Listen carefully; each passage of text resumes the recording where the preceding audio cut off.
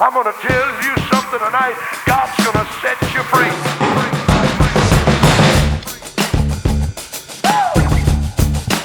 Dose of the ghost.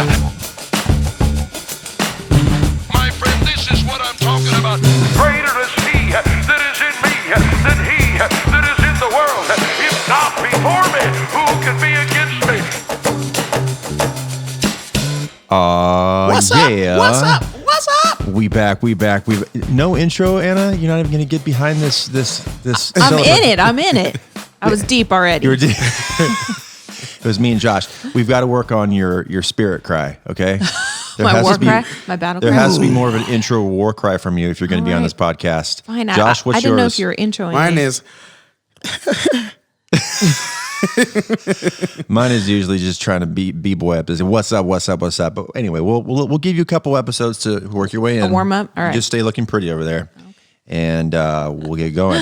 What's up, everybody? Welcome to another episode of the Dose of the Ghost podcast. My name is Brandin Reed, with an I, BRANDINRED, and I'm here with Miss Anna Reed. Hello. And as well as always, the one, the infamous, the legendary Joshua Stewart. Joshua Stewart. Cause and Worship, the Jay original Stu. Black Ranger. The original Black Ranger. Dude. And so we are on the second episode of actually filming this with a couple cameras here. This is our first time filming it. And because we're all about trying to get out good content and letting more people know about this podcast. So the last episode, hopefully it worked, but I went back to the camera and it said disc full. So sweetness. Success. So maybe a half success. 31 seconds worth of. Perfect execution. Yes, executed. So you know what? If it's didn't work, I guess we'll just have 60 minutes of Just staring at me. I'm just like. A still shot with audio. of our guests talking and me talking and showing you guys. It would be really awkward, but I don't know. Who's on the other just side? Please help us. If you're listening to this podcast and you're like, man, I really like this podcast, let us know. How can you let us know? Go to Instagram. Boom. Dose of the Ghost. Bap. DM us, right? Send us an email, podcast, PODCAST, Share at it. doseoftheghost.com. You can share this thing. How can they share it, babe? Share it on your stories. How do they do that? Well, you tell me. Oh. I'm not the most. You No. log into eBay. You start an account. you go to garage sales. You flip. Garage sales. Oh, Josh. Well, I mean, I just screenshot. I just screenshot your story and then So I post you it listen on with mine. what? What do you listen with? I listen on Apple. On Apple? Yeah. Yeah. I sometimes listen on Spotify as well, but Apple's my main. I like how it's organized a little bit better. So Yeah, I wish Apple would make it like Spotify. Spotify, you can click on the three little dots next to the episode, and you can just share right to your story. Start your story. Right. Why wouldn't Apple do that? You can. I think you can do that if you go down to the bottom and you can share it. Yeah, I think there's like a scroll up, like a flick up thing that you can. Okay, all right. Well, if there is, Do that. do that one. If Do there that. is, there is. Figure it out.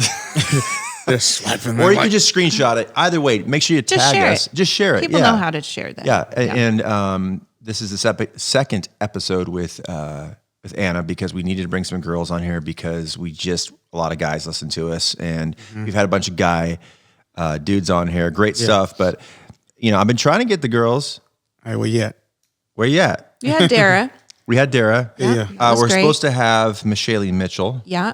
And Girl. I thought you were going to say Shaylee. Michelle Obama. I was like, what we got? She's coming over. The doorbell's going to Come ring and any get minute. Kanye, yeah. But so speaking of incredible women, because we live in an era where women are kind of like rising to power, but like, hey, equality, what's up with this? Right. All the guys getting the jobs, girls can get the jobs. I have a daughter. Yes. I'm saying that as I look at my wife. We have a daughter. Hashtag Yes. girl dad. Yep. And one of her biggest dreams is to what, babe? She wants to be the first woman on Mars, which actually That's the tight. State of the Union last night, the president mentioned a mission to Mars, and I'm sure she's very excited about that. But yeah, that's her ambition. She said to me, why is it always the first man to do this, the first man to do that? And she's 10. She said, why don't we hear about the first woman to do such and such. And I was like, yeah, girl. So And she cried though when she found out that somebody else. Well, the first thing she said about it was she wanted to be the first woman to the moon or first woman to space, I think. Right, and I said, right. are you sure that there hasn't already? And then when she Googled it and realized that a woman had already done what she was sort of she was destroyed. angling it at, also shows she how- was wrecked. Yeah, she was Shows how emotionally young wrecked. she is. So like, Yeah. I want to be the first one on Food Network. Well, Yes, she's just Exactly. a baby. But yeah, Yeah. so we try and encourage that to We do. her. Yeah. We that's do. I cool. believe in it. And so Yeah. we live in this era where women can do anything. I believe it. So I was like, hey, we got to get some more. There's some awesome women of God out there, Yeah. and there's some awesome artists and Yep. speakers and authors and people just not just gifted people with really great stories. Yeah, absolutely. People that really got us as Wise and interesting. So our special guest, we're gonna jump right into it. I met this girl at Michael Howell's worship, where actually her mic stand right now is falling down. I'll tell you what, That flip weird? the bass. I'm sorry, this sand is so horrible. Listen, Patreon is out there if you want to give to what we're doing. Put the base of the stand facing on the bottom, like make it match towards.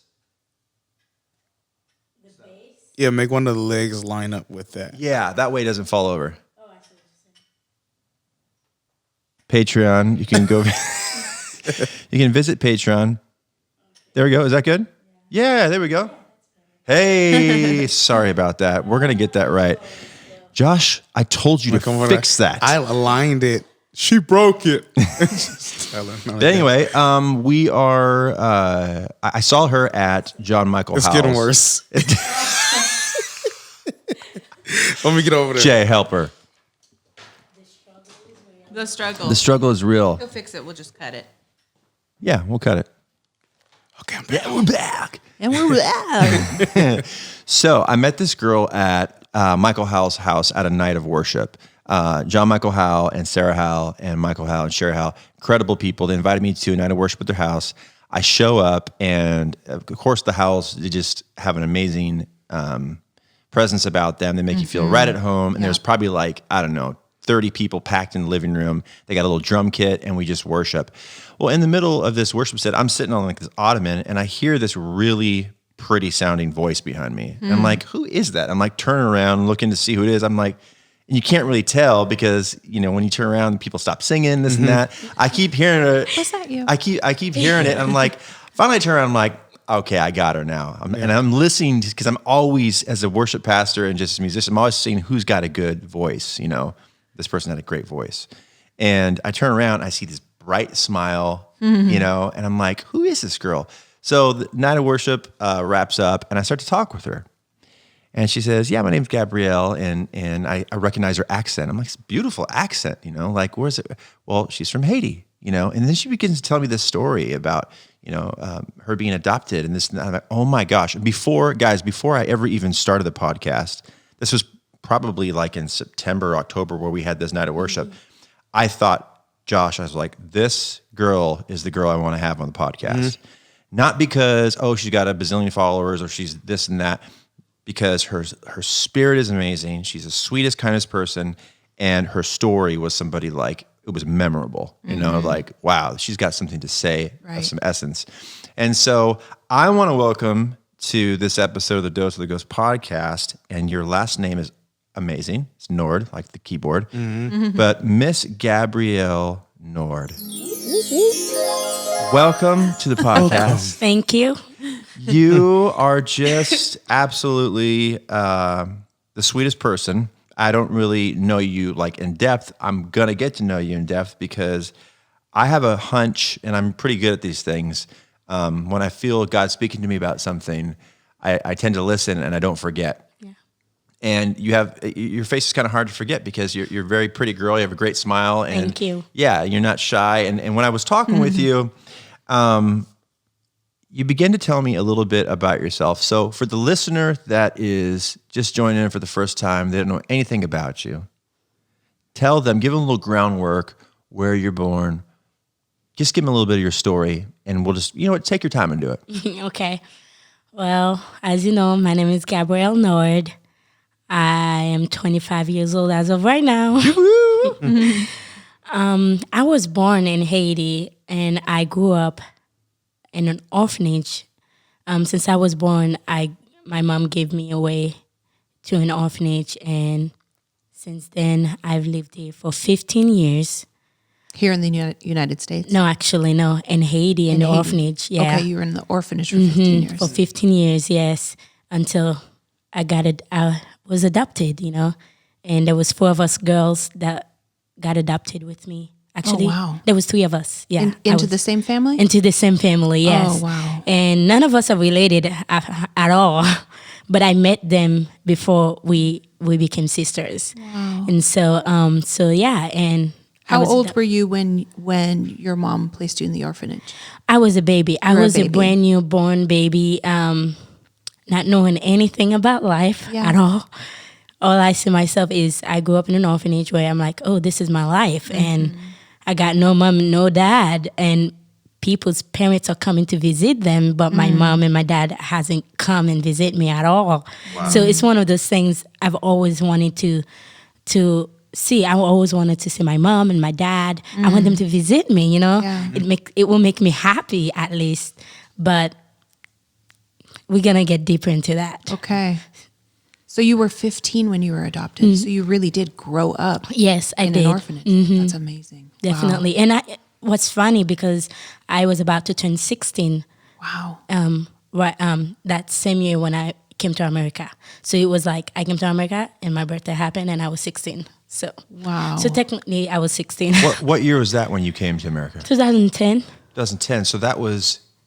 Were you in the earthquake? Yes. Oh my God. Yes. Golly. So, because that earthquake, I'm actually looking up on that was January 12th of 2010. Yes.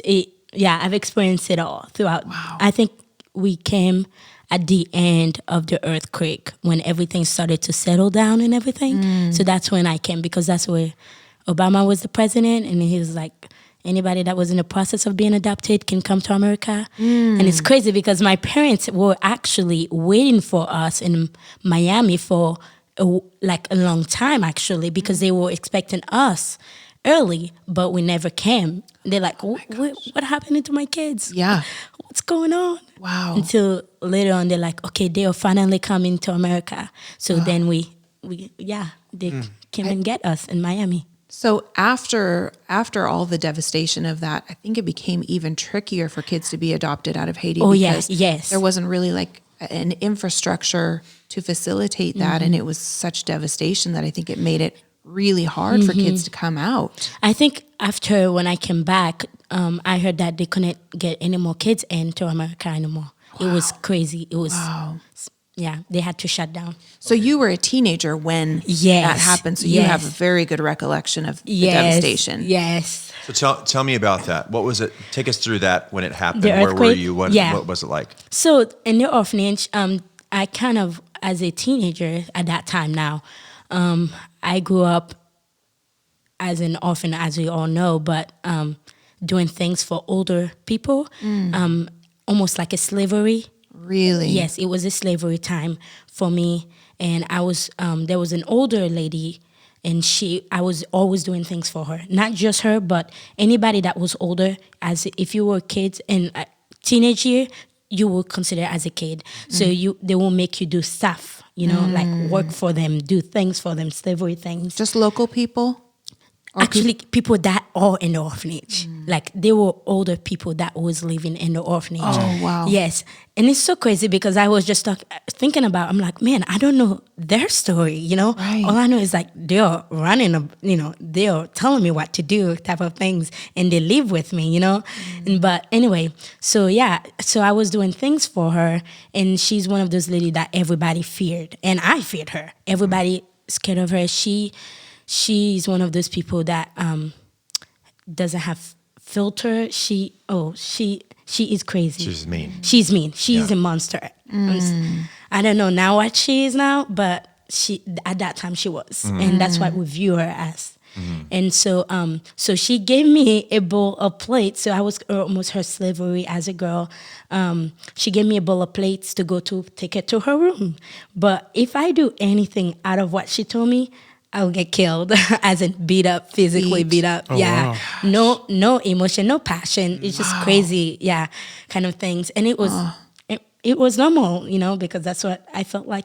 I thought that's what life was, And so, but I instead didn't go to her room. I instead going somewhere else and talking to another girl. And then as I'm talking, all of a sudden something happened and the plates like flew out of my hands and dropped on the floor. My mind is like, oh, I'm not worried about the earthquake. I didn't think it was the earthquake. I'm like, the plate is on the floor. And I started like crying. I'm like, scared. It's gonna be, yes. I was shaking in fear. And as I'm like scared and stuff, it happened again. They're like, is that an earthquake? She's like, just told her that it was the earthquake fault. It's not your fault. Had you experienced earthquakes there before? Yes. Was common? It was not common. It was not as common I would have think, but it used to happen. Okay. But it was very settled. Yeah. Right. This is going down. Yeah. It was very settled, and Go ahead. okay, it was very settled. So we didn't it wasn't a big deal, because it was very settled and it stopped as soon as Did it feel like a bigger?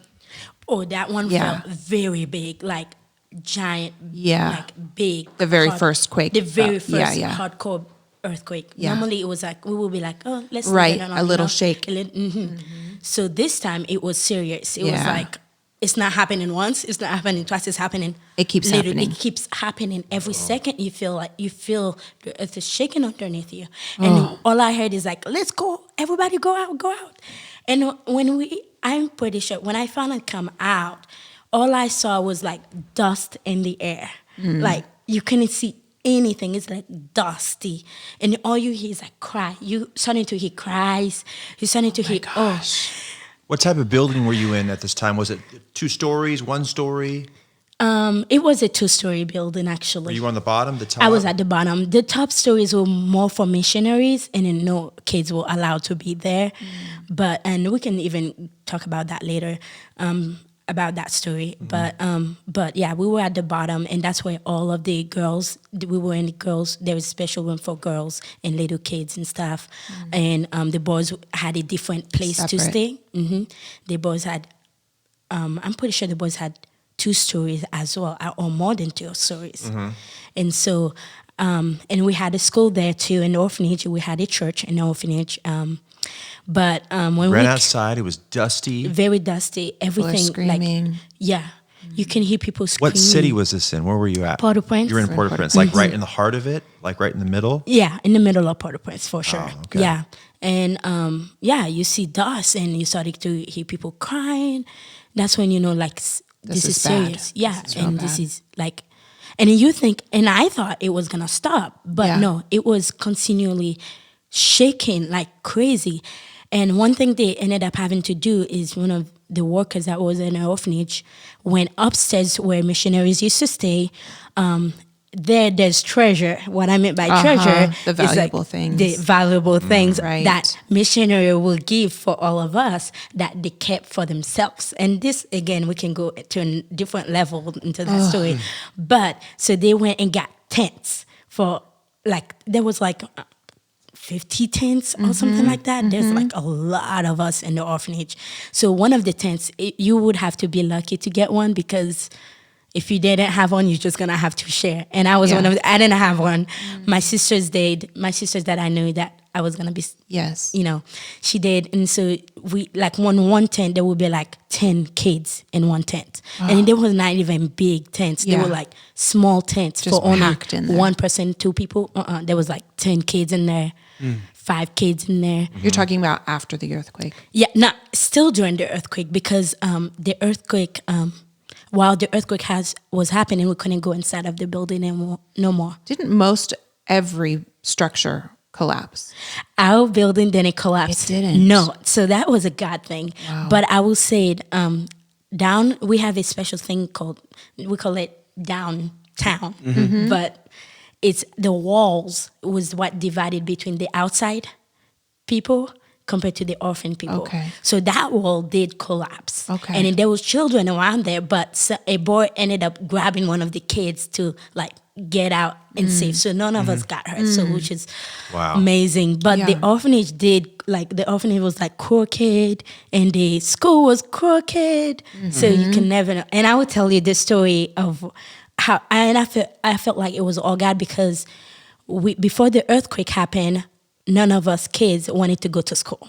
And the school that we were gonna go in, like literally collapsed, flat collapsed. Whoa. Not good.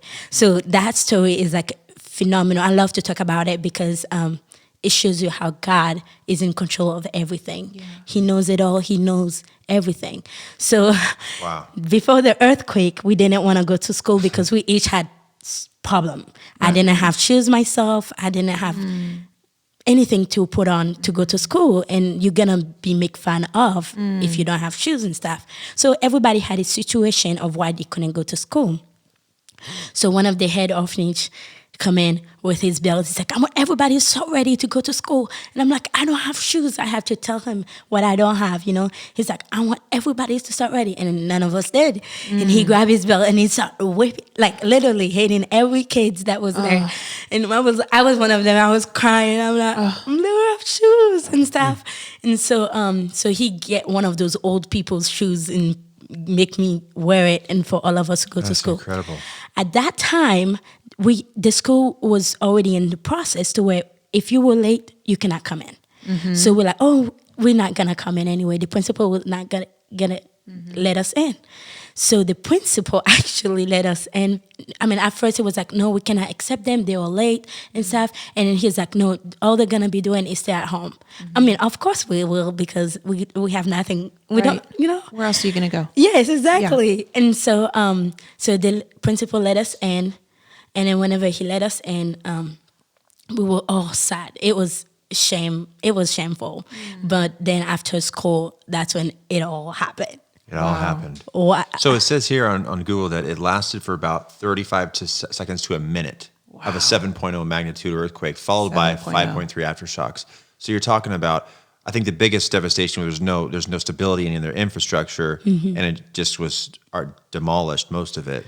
So did you came out of that, and then you're put in tents, you know, and you're 14 years old, 15 years old at the time? Yeah, I was 14. I was 15 years old at that time. Did you have any other brothers or sisters from your mom that she was also in the orphanage, or? I actually did. I have an older brother. He was in the orphanage with me too. He was 15 when he came to the orphanage, actually. Oh, wow. Yes, and I was just a baby at that time.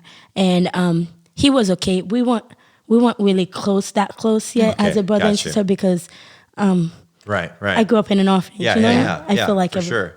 So did you? I'm sure you did, but did you lose anybody that you knew in the earthquake? No, not what I know of. Like, and for me, my family were the people that I live with, and not knowing my real parents. That was your family. The orphanage was your family. The orphanage was my family, and my real family. I don't know anything about them if they were alive and stuff. So all I know is through my brother, what he tells me. Like, my mom is still alive, my dad is still alive. So some of my family are still alive, but I didn't care much about it. And I can tell you guys more about the reason why. Again, like I said, because I grew up as an orphan, not having them with me. So the relationship. I could totally understand that. Just being from newborn to 15 years old. Yeah. I'm sure you're curious, but your emotional attachment is to the people around you that nurtured you. Yeah, and you're growing up in a place that's your reality. Yeah. That's the world that you know is this orphanage that you've grown up. Yeah. Very hard circumstances. But you're seeing other people come, their parents are coming to see them, this Yes. and that. So at what point did this whole adoption process come? Because you mentioned a family in Miami, right? Is that's your parents who adopted you? Yeah, they don't live in Miami. They actually waited for me for me to come. Tell me about Miami. that whole process of how did that all come about? Like how we ended up being there with them. Just being adopted, yeah. Well, my parents come in 2006 or so to just missionary. They've been wanting to adopt 4 girls. They were from Texas? Actually, they're from Oregon. Where in Oregon? And I don't know. I don't remember where in Oregon, but they're from there. It's so funny because they've only been in Texas for a year when they actually adopt us. So everything was like a God thing. We're for actually them. from Oregon ourselves. you are? Yeah, Portland. Yeah, Portland. Portland, They might be Oregon. from there. Maybe Eugene or something like that. Yeah. Yeah. Okay. Yeah, that's really cool. So yeah, and so they wanted to adopt 4 girls. Like in their heart, like Wow. they wanted to adopt 4 girls, but they didn't know where. They've never heard of Haiti. Did they have children? They did. They had did? 2 boys. Yes, Okay. they had 2 boys, Drew and Chase, and they were still young too. At that time, we were around the same age. Yeah. Oh, wow. And so when they came to Texas, so they started to like get, okay, God, where are you wanting us to go to get those find our 4 girls. girls? Yeah. And then it was more of it like it was not them gonna choose us. They like more like, God, I want. Show us. Yeah, show us. Show us who they are. Like, send us to, like, it's almost like, I want you, God, to send me those Yeah. 4 girls type Right, of things. yeah. And so they heard about Haiti and magazine, whatever, how they find us. And so they decided, hey, let's go check it out. And so they both, mom and dad, went to Haiti as a missionary. And so they're like, something like about the culture. Was this before or after the earthquake that they That came? was way before. That was way before. Oh my yes. gosh. And then that was way before. And then our parents like, okay. So they decided to come again, but the second time they lasted for longer, and that's when we became to like, okay, God is starting to like speak to them into each one of us into who does God want to send to them type of thing. It's almost like we ended up like getting close to them type of things, and that's when they knew it was us, 4 girls. And it wasn't like they weren't like, oh, I'm gonna find the talent, I'm gonna find who's. It wasn't like that to them. It was like, God, I want you to send them to me. And then it had to be 4 You girls. sound like some incredible people. They are amazing people. What are the age ranges of you? So you're 25, and what about the other 3 girls? Actually, we lost one of our sister.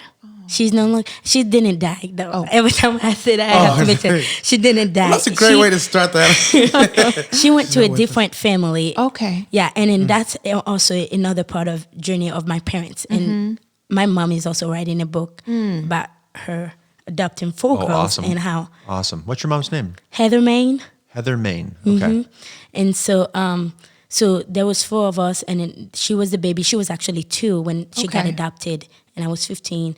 When my sister was, if I was 15, she was 11 or so. Yeah. And then right now I'm 25. One of my sister is 25 too. But I'm older. And then one of them, she just turned 21. Yes, 21.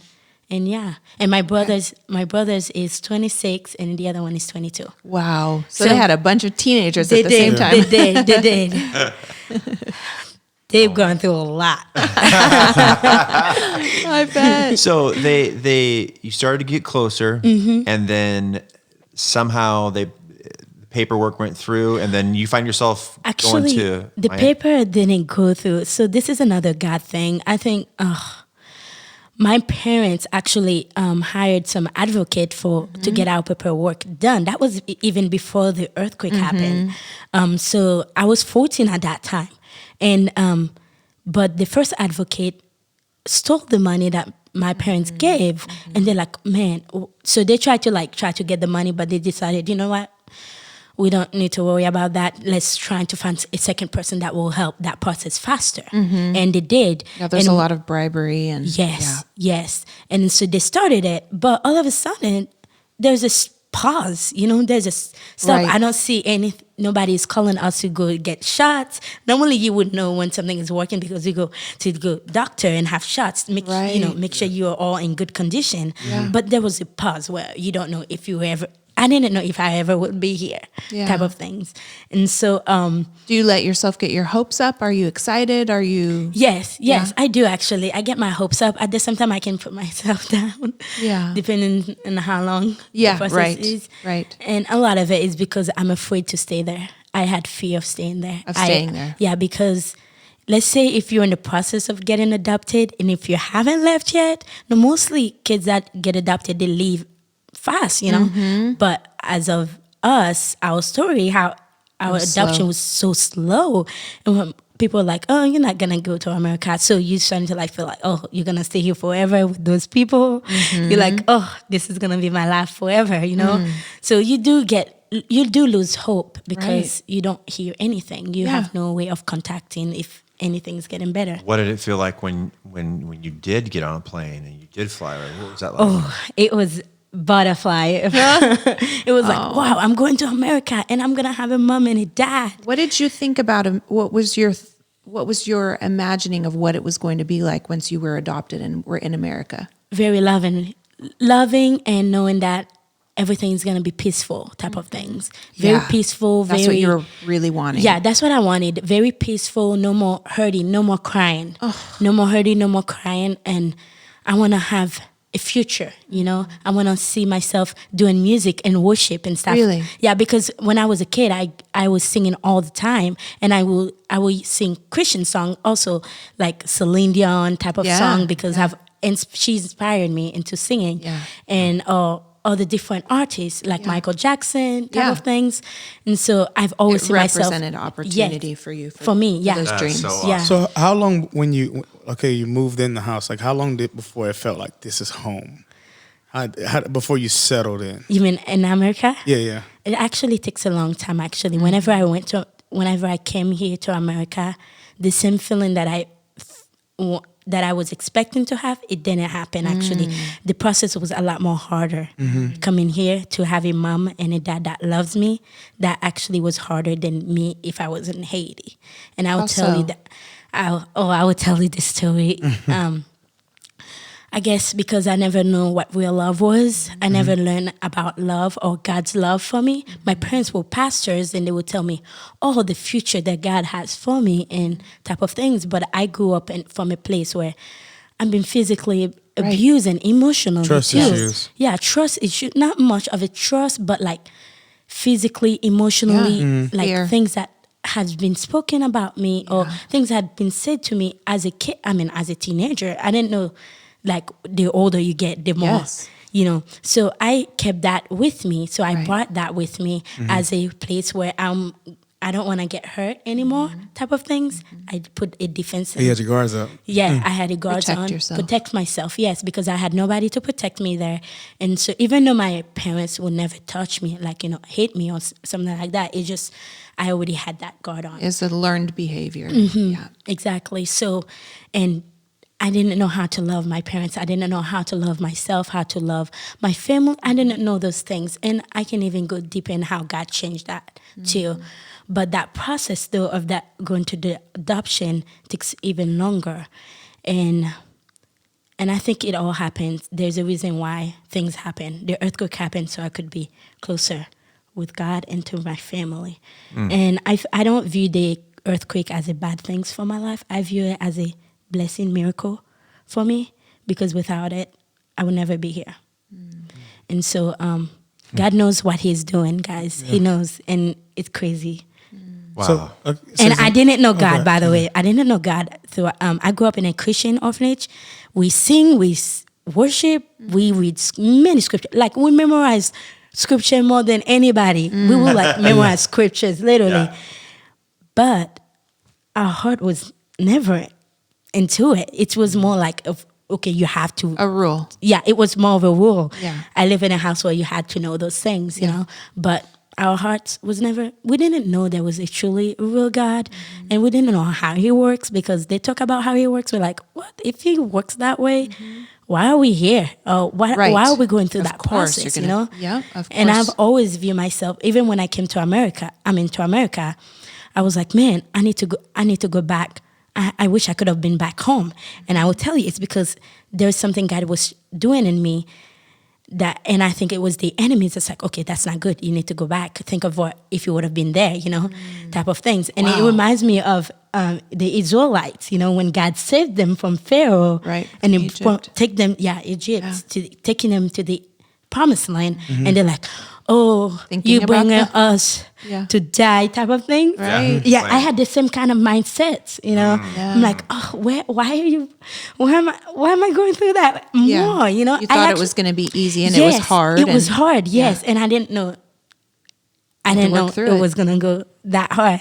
Yeah. I cried. I felt like I cried more when I came here. Was more school when I was did. school an issue? Was it hard to get implemented in school? You mean in America? Yeah.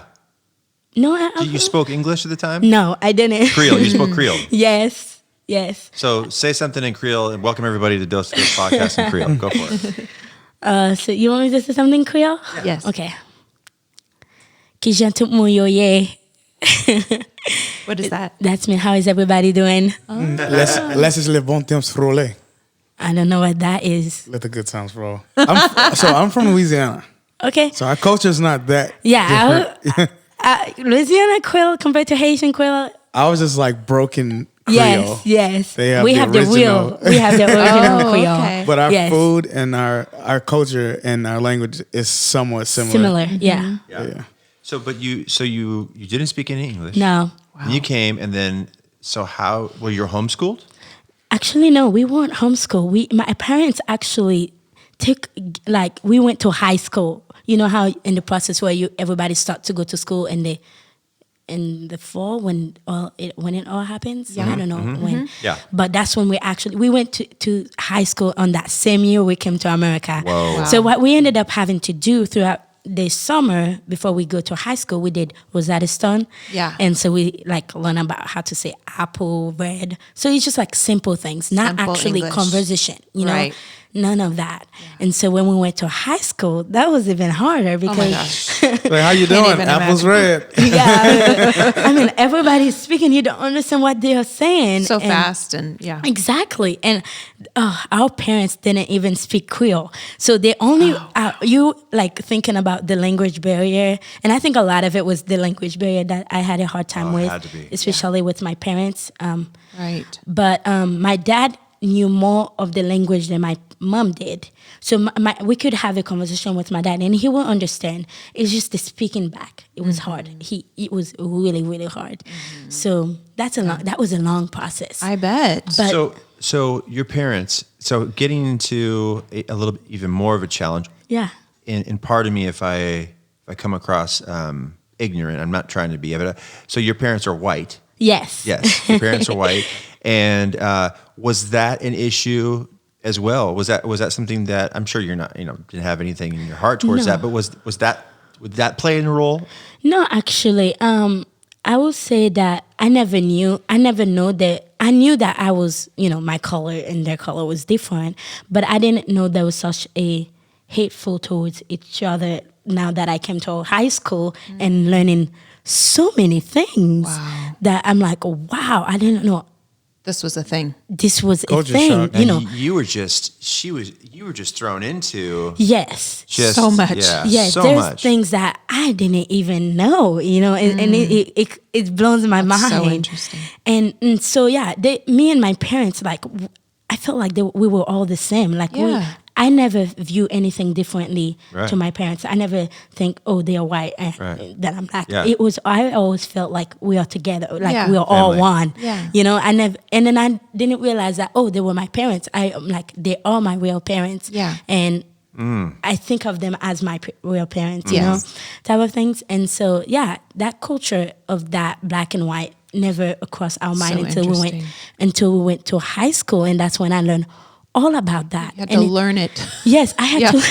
I had to It's not learn natural. it. Yes, It's and not I'm natural. like, man, if you guys knew who my parents was, they wouldn't. Why did it all started? I mean, like me and my parents were like, didn't even and what's crazy, our parents never told us anything about that either. Yeah. They like, we grew up like normal, Isn't that so interesting that Awesome. in our hearts there isn't a differentiation? No, there isn't. That's something that as children children don't see a difference. In our No. hearts we don't see a difference. It has to be taught that Exactly.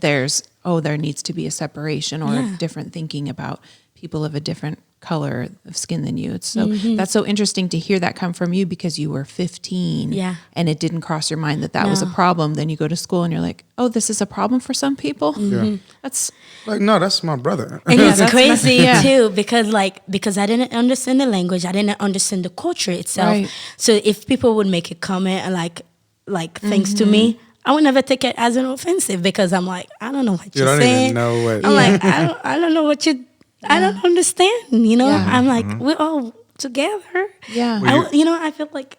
Were your parents, because you said you were raised in church in the orphanage there, but when you came, you really didn't have a relationship with the Lord. No. How did that transpire into that? And did it help you in this process? Yes. Tell me about that. So again, I knew that. Well, let's go back to when I was in orphanage. When I used to sing, I would say that in my singing, I could always feel something. And again, it's the Holy So Spirit. awesome. Like I feel like the Holy Spirit is like God is everywhere. Yeah. Right. Even to the unbroken, even to the broken. Right. Like God is everywhere. Even to celebrities, God is there. Yeah. Everywhere, God is there. So whenever I used to sing, I would feel something, but I didn't know what I was feeling. What it was. I didn't know what it was, but I will sense something. And I don't know if that's what draws me to like want to sing more because I like that feeling. I'm like, man, I feel peace when I used to sing there. I used to sing, even after, like if somebody would beat me, I would cry, right? But I would start humming, I would start singing, and then I would start feeling better, And then and I'm so passionate about worship. I love to worship because I feel like God's presence is there. I don't know if it's because of what I've gone through to make me want, like my worship is like a different level. Yeah. But I'm sure. I love to worship and stuff. So since that feeling was there, then that's when I'm like, okay, I came to America and I learned there's a real God. And I'm like, okay, God, if you are real, I want to know why did I have to go through all the things that I have gone through? Yes. I have pain and I have Yeah. scars inside me Yeah. that needs to be healed, you know? Yeah. And my past that's been haunting me because I brought it with me. I didn't know that you need to leave your past behind. It came with me. Yeah. And I think Easier said than done. Exactly, yeah. And this thing that was hard for me is so my parents had to go through that with me. Yeah. And they were the one that was helping me through it, but they didn't know how. Again, like I said, there was a barrier of the way of communication barrier. Like what I wanted to say, they wouldn't understand, or what they Yeah. tried to tell me, I didn't understand. There's also that, which makes it even difficult. Yeah. And my parents, they're like, okay, read the Bible, do this.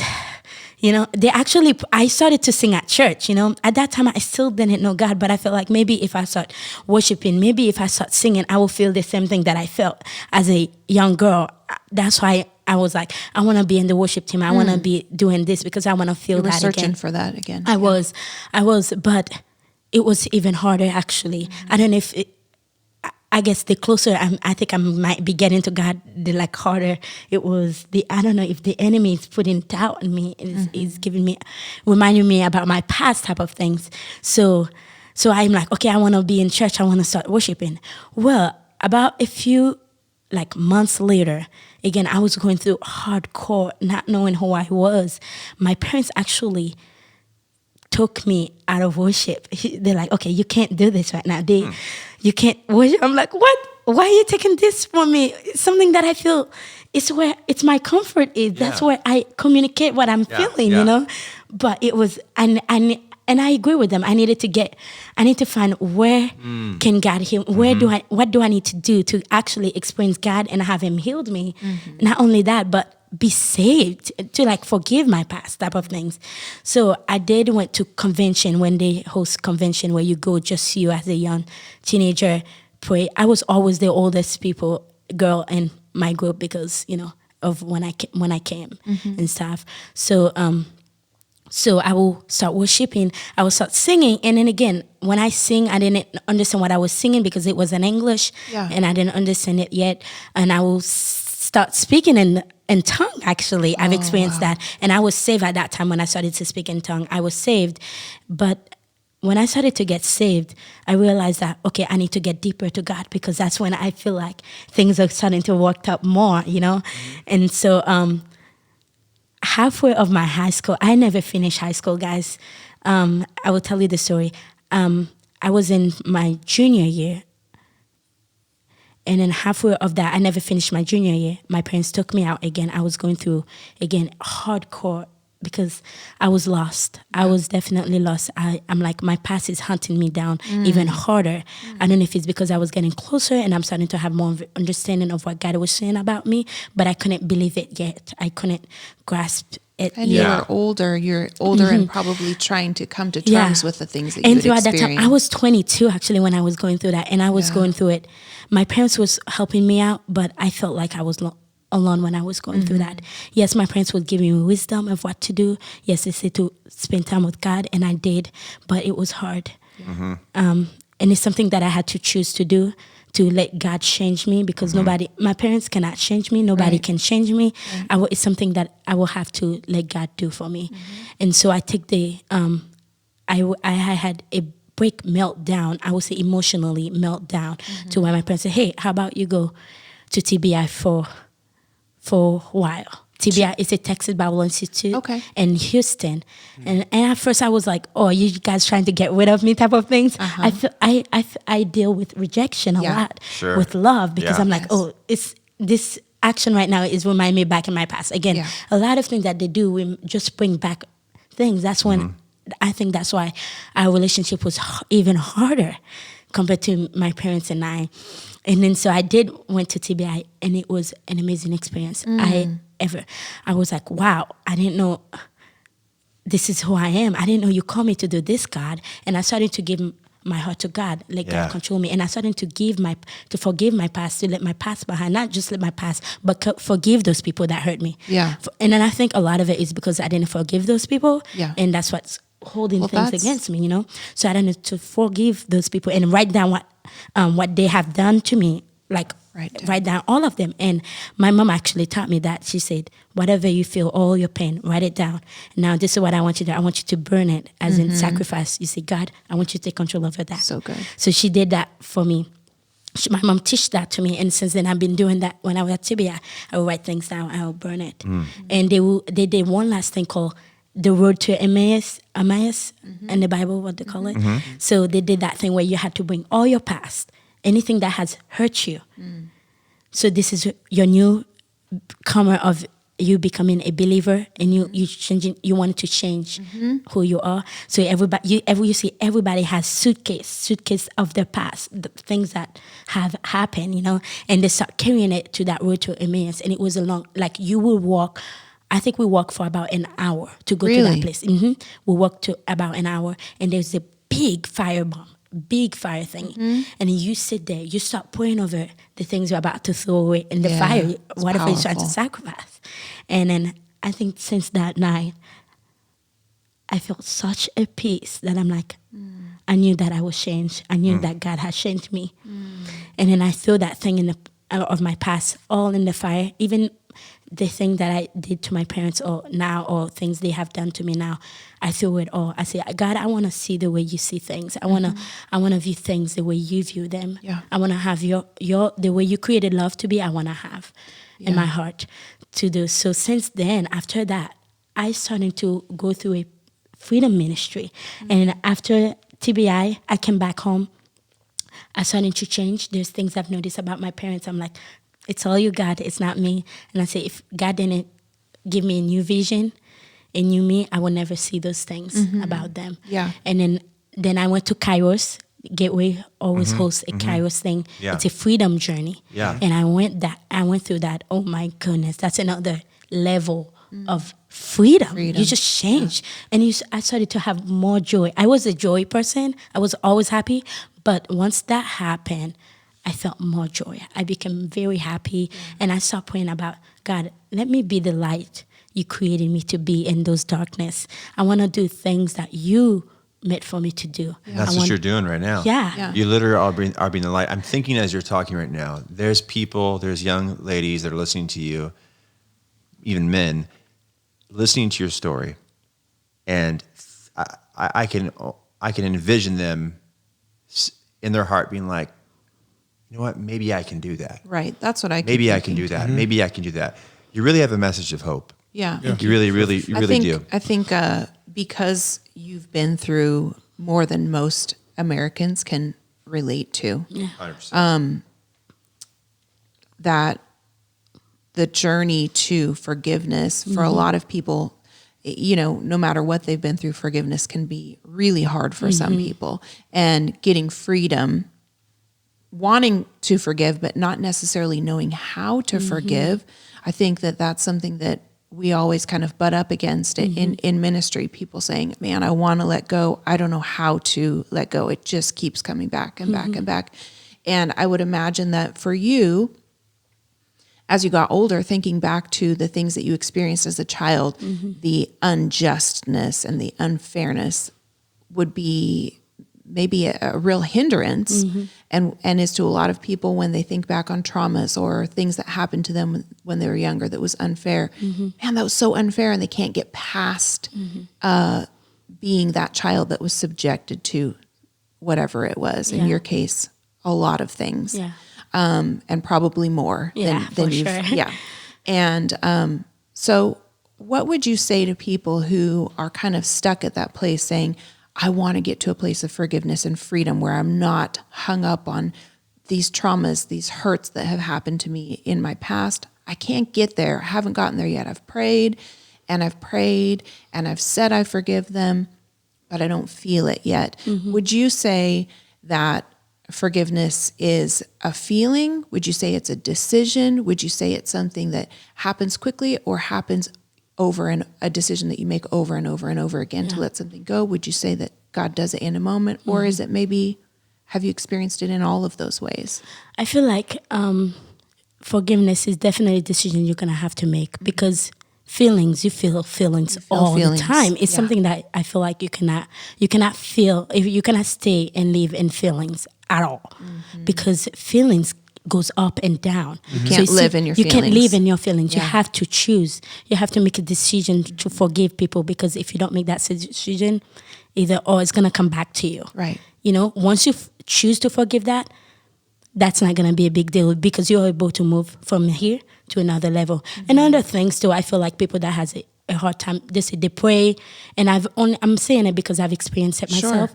They say they pray, and I have a hard time to forgive people. Right. Well, one thing that I've noticed is that the more closer I was with God, actually, God was speaking something to me about myself. And once I believe what God was saying about myself, being able to forgive people was easy for me now. It was understanding how God sees God you. sees me, exactly. Because God is saying, your past is not who you are. God is saying, you don't live by your past. Remember, I created you in my own image. I made you. I called you by name. This is what I have for you. Yeah. You don't need to live in the past.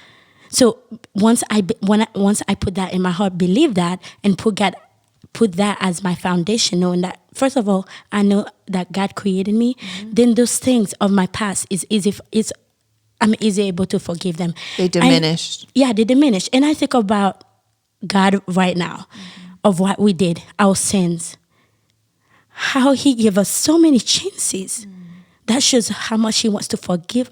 He forgave us anyway. He forgave us by sending Jesus to die on the cross for our sins, so that we can have a connection with him. Yeah. If God is able to send Jesus to die on the cross for us, how much more can we do?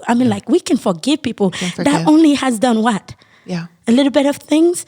Then we have sinned in front of God, make idols, do things that will make him crush us, but instead he's like, no, I love you guys too much for me to see you guys going through hardship. Therefore, I'm going to send my son Jesus to die on the cross, so that you and me can have a connection. Yeah. And that's why I have put in my heart to, when it comes to forgiveness, I don't have to hold anything back. I have to forgive that person no matter what. I want to ask, so my birth father, I've never seen him. My dad that just passed away, he has been in my life since I was before 1 year old. So that's my dad. Wow. But in my latter years, part of me is kind of like, since my father, I call my father, has passed away, is like, do I want to actually see this man? Do I want to talk to him? Do I want to do Your that? Your birth dad. My birth father. Yeah. Or should I just let that be what it was? And that happened so I can have the dad that I had. Have you had that feeling of, I want to see them, I want to meet them? Yes. Yeah. I will tell you the story of how I met them. I actually met them before I came to America, which was, again, it's God thing. He works everything for a purpose, Yeah. right? Maybe for healing and type of things. So when I was a kid, I think I probably was 7 years old at that time when I'm like, okay, I'm really seeking to meet my mom and my dad. And so one of the coworkers, in Haiti, we do braids and stuff. So as one of the coworkers was doing braid, I just wanted to ask that question. Say, hey, by any chance, have you ever met my mom? Do you know my mom or anything? She's like, oh yeah, I know your mom. So now I'm starting to have hope. I never knew. So I was like, oh, I'm really excited to know what she has to say about my mom. So I'm like, okay, so has she come and visit me and stuff? She's like, yes, she has visited you when you were a kid. And I'm like, oh, that's even good.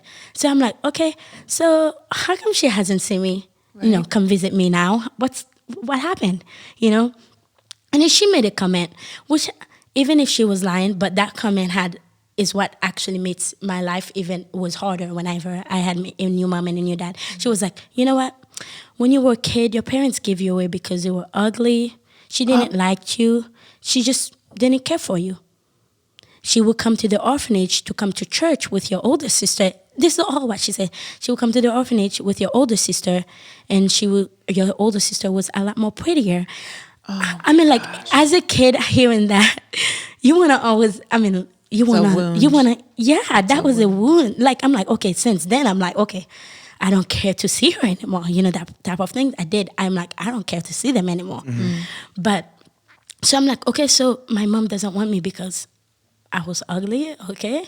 Even if she was telling the truth, because in the orphanage, people say hurt things. Like, they never give you never hear positive things. That's why it was hard when I came here.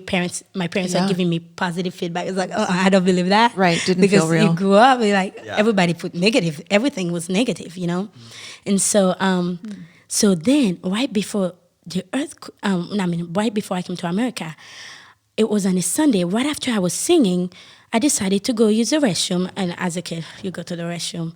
And so there was a lady that was passing by, and she stopped one of the guys. She's like, hey, do you know a girl named Gabrielle by any chance that lives here in the orphanage? And I was there. You heard her say that? Yeah, I heard her say that as I was passing by. And I'm like, oh, yeah, it's me. And she's like, yeah, it's over here. She's over here. And so she's like, asking me, that's my mom now, my biological mom. She was like, so do you know, she was asking me weird questions. She's like, so do you know your mom and your dad? And I said, no, I don't. She's like, do you know their name? I said, yeah, my brother has told me their name. She's like, so what's your mom's name? And I was like, Martha. She's like, what's your dad's name? I was like, Timothy. She's then like, I'm your mom. And I was like, you're my mom? She's like, yeah. And so I didn't have, I was like, and at that time, I was 15 years old at that time. I can't imagine what that moment feels like. I was 15 years old, and when I met my mom, so I was like, okay. So now I had questions. Sure. At that time, I had many questions. And I didn't call her mom at that time. I still didn't call her mom. My brother that actually knew my mom, he knew my mom more than I did because he would sometimes go and visit my mom. And even when when I was a baby, when my mom used to come, he knew my mom because he was a lot more older. He remembered her. But when he saw my mom, he busted crying. In the orphanage, he busted crying, and I don't have emotion. I don't know who you are. You just say you're my mom. So now let's talk. I want to know what happened. Right. And so while my brother was getting ready, so I got time to sit down with my mom, and I was like, okay, I have questions. So why did you give me away? I did ask that question. Why did you give me away? Of course, yeah. And she started telling me when I was in her belly. First of all, she had a best friend that now became her enemy that wanted to kill me in her stomach. But one thing I need to tell you guys is that in Haiti, when you have enemy, it's never good because they can hurt you. They can do things to you. You probably have heard people say Haiti is like a voodoo thing where people do spirit things. Sure. So it was almost type of like that situation. Another thing that Louisiana took from you guys as well. Yeah, and so she's like, well, when you were a baby, my enemy wanted to kill you. So and then she also told me the reason why it was called Gabrielle too. And she was like that night because she said she was a Christian. She loved to worship. She also was a singer, and I think that's how I got my music still from. My whole family actually all a singer, and I learned that about my mom. She was telling me all about it. So she was a Christian. She would read the Bible all the time, and she said one night as she was asleep, she something woke her up. Again, like she was pregnant. While she was pregnant, yes, with me, something woke her up. It's like something was like, "Hey, wake up, somebody's in your house." She hears it. She's like, "Okay." She woke up, and that's when she found it was her one of her best friend that became her enemy, with a knife going to kill me in her stomach. She's like, "If the angel Gabriel didn't wake her up, I will never be here." Wow. So she called me. She named Gabrielle. me Gabrielle because of the After angel. Gabriel. Yeah, after Gabriel. Yeah, it's crazy. And I was like, wow, that's a cool story of you calling me that. And then so she's like, yeah. And after that, once I knew about that, I knew I was not safe to keep you anymore. And so she tried to find things where she tried to find me a place to be where no one was able to kill me or hurt me, anything. But the thing that's crazy, though, is like I also have 3 biological brothers. I have 3 biological brothers and 2 biological sisters that live with her. Oh, And wow. so those are some of the... my mind is just going crazy. Okay, Yeah. Sure. so why me? Why? Right. You know, Yeah. I mean, why couldn't there... I mean, why... These Why are the couldn't I things have that you stayed? had when you were walking to that fire Yes. at college. These are the things Yes. you had to let go. Yes, those are the things... Those are I hard things to let go. had Those are to big let go, things. yes. Very big. Let go. And it was really hard. Yes. And I'm like, okay, why me? Why did Especially you if choose me if it's affected how you see yourself and Yes. your identity, Yes, and you're trying to trade that for what God says about you. exactly. Yeah. You're like, all the other kids are safe, and I'm like, just me. So Yeah. you're I know thinking- exactly. Yeah, all of the other kids are Right. with you too. How Right. come it's me and my brother that's there? And so she's like, well, I just couldn't take care of you and stuff. She's telling me even like more stories. Did you feel with your mom now? Did you feel that she was able to step in and fill that void in you? Actually, I expect more from her. Actually, when I wanted her to fill that void, she didn't at that time because I guess I didn't know how to.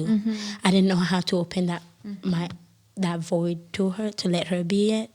So I expect a lot from her that she didn't know how to give me either. Sure. I'm sure it was a big change for everyone It was. learning a lot of new things. Yeah, but eventually she actually did fulfill that for me. She became the mom that I've always wanted, even though that journey was hard.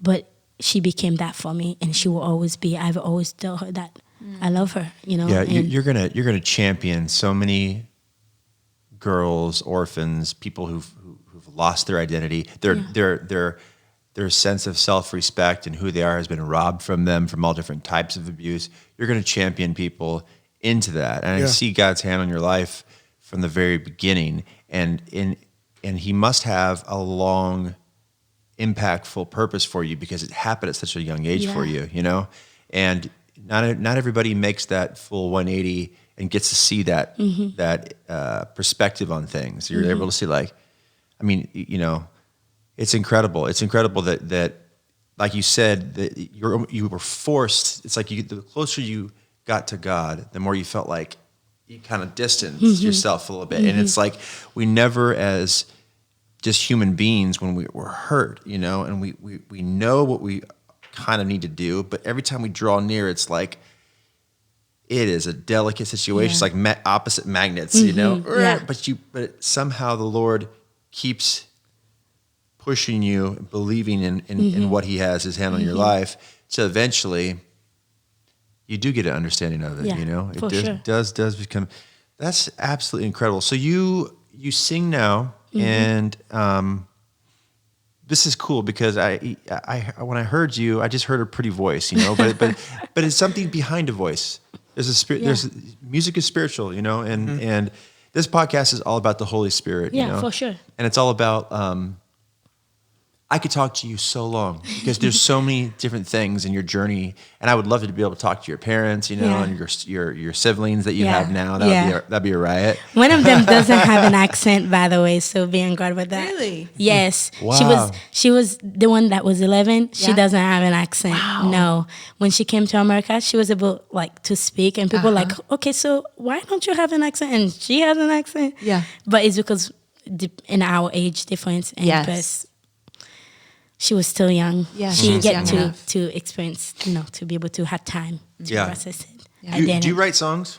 I actually do, but I don't share it. I was just thinking, sitting here, Welcome to my world. I mean, I have a lot of things that I've written. Wow. right? But maybe think about, writing some of these songs that go along with what your story is, because that would be just a 1-2 punch. Because there's something, I'm just gonna say it, I feel like there's something behind your voice. There's joy behind your voice, and there's something that, like, a lot of times, for example, I'll go to places and it's like I have something to say, and I want to get it out, and sometimes I think it needs to be said a certain way, or it needs to be conveyed. I didn't deliver it this way, so it's not going to be effective. And in reality, most of the times, if I just sing a song that God's given me, or just sing, and I withhold the other, it allows Him to be the one that's moving. Yeah. And it's not I'm trying to do it, and that doesn't happen all the time. Yeah.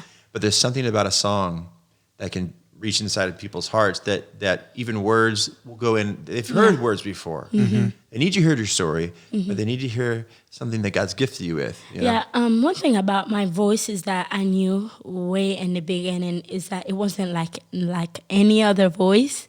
I felt like it was God specifically give me that voice as a more of like me sharing my expressing my worship to Him. Expression, yeah. It's, worship is an expression. So like when I worship like with all my heart, all my soul, all my mind. Yeah. And I worship with a joyful heart too, because I don't think of my past anymore, to where I see the future when I worship. I see the future and the calling of God, what God is calling me. And I even, like I always say, I always pray to God. I'm like, you know what, God, you see me worshiping up there.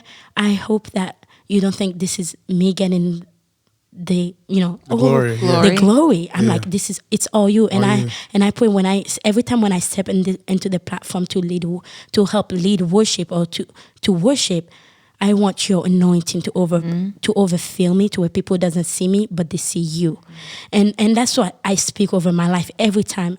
I want people, even when I walk where I work to, I'm like, God, I don't want people to see me. I want them to see you. I want them to see a light. I want them to see something hopeful. Yeah. And wherever I'm at. It's happening. That's what's happening. Thank you. It's totally happening. And that's what I want. And it's not to give me glory at all, but to show that God is Yeah, a good I feel you. God. I feel And you. God loves everybody, and I want people to experience the same God that I have. I want people to experience that with them, and so I'm always like, God, there is a reason why you put me here. There is a reason why I'm here, so people can experience you like in a different level. And I wish I could like speak boldly and tell people about that. You are. I mean, Hey, this is it. This is your platform. You are. Do it right now. You're being you. but I want to say so much more, I've always seen myself being like a woman, a speaker, Yeah. Not like a pastor, but a speaker, but like a speaker like no one has ever heard. A speaker like, Yeah, that's I what's want up. people. Yes. That's Your what's up. story Yeah, is really that's what's up. powerful, and your spirit is very unique. Thank you. In that, you have this joyful spirit that Thank you. radiates exactly what you said your prayer is. That's why he was like, who is this girl? And then he was telling me about you, like, wait till you meet her. He just has kept saying, wait till you meet her, because this beautiful like radiance comes from the inside out. Yeah. And it's, especially powerful considering what you've come through, and that you can sit here and say, He's a good God. He is. He's a good He God. is. That's a really powerful testimony. That stands. We just did the podcast before this with John Michael Howell, and he was saying people's experience, you can gather the experience of 1,000 people and it still doesn't stand up to who God is. Exactly. God is God despite experience. Exactly. And so that, really resonated with me when he said that. But seeing you sit here and say God is a good God and that you want that message to get across to people despite what a lot of people would say, but your life before was proof that he's not a good God. Yeah, okay. It's crazy how you mentioned that because a lot of people's like, oh, that's not real. They would be like, you mean like the person I see you right now, you've gone through that. Right. Why are you so joyful? Why are you Is it so genuine? Yeah, is it genuine? I'm like, God, the only reason you will have doubt about that is because you've never experienced Right. You don't know. God's miracle, Yeah. But you cannot judge somebody, like you cannot say, oh, you haven't changed or you cannot change that quickly. Right. I'm like, once God changed something, he changed it for real. There's no going back. And so I will tell people, I'm like, man, you have to have a taste of God for you to like not be like, oh, this is unbelievable. But once you experience that, you will never have doubt, you will be like, I believe that because Because you got a dose of the ghost. exactly the the ghost. dose of the ghost. Yeah. One day I'd like to go to Haiti, and we have actually, when the earthquake happened, Anna's parents and the church, they started an orphanage outside of Port-au-Prince, up in the hills somewhere. It's a place I was looking it up. It's called, I don't know if you know, Kenskoff. Yeah, I don't know that name. Kenskoff. I guess it's out in the hills where it's like off the beaten path. You can't even hardly get there, but they've been up multiple times, and we have an orphanage there as well as in the Dominican Republic. And it's something that's been in our hearts for a long time. And it's just funny how, people run into each other. And I really feel like God's just the very beginning of stages of using you in both areas, your whole story. And don't be afraid to express yourself with songwriting. And I'm sure Josh would love to write a song with you. I would love to write a song. Let's do it. There needs to be a session, songwriting session. Yeah. happening. Well, Dante Bo, we were talking to right here a few weeks ago. He said, he's like, everything is a song, really. He's like, That's he true. said, this conversation is a song. We just need to put melody to it. Yep. Yeah. And I was like, I've been doing that lately, like just thinking of something. Thinking of like, it that way? Man, barbecue chicken. Barbecue chicken. man, thank you so much for being on this podcast. I think I'm going to see you again somehow when we have like you will. a woman. No, I mean here on the podcast, some sort of I see. like woman power session where Yeah. Anna does a takeover. We step back. We step back, and I don't know, something's going to happen. Maybe Dara would be great to have because you know Dara, right? Oh, I do actually. Yeah, actually, when I was in Haiti, my dad actually gave me CDs of Dara. Oh my McLean. gosh. Dara McLean, Yeah, to listen to, and so I was like, "Whoa, she's good." Full circle. That's so And so cool. whenever I listen to her, I'm like, man, that girl, she's anointed. Yes. And I always Yeah. say that she is anointed. Yeah. That's what I want. I want Yes. people, when you sing, you have to have the anointing of God She upon loves you, the Lord. Like an example, Celine Dion, she's an amazing singer. I'm like, man, imagine if she did it for the right reason, which is if she Right. used it for the right thing, For the glory. for the glory of God. Imagine of how many lives she would have changed, Yeah. especially if I was inspired by her, Yeah. Imagine if, but you mentioned about me writing a song for people to know all type of things. Well, I'm actually writing a book. Are you It's really? Wow. Yeah, I've already started it. It's almost to the end. Wow. It's called How Much Can You Be Loved?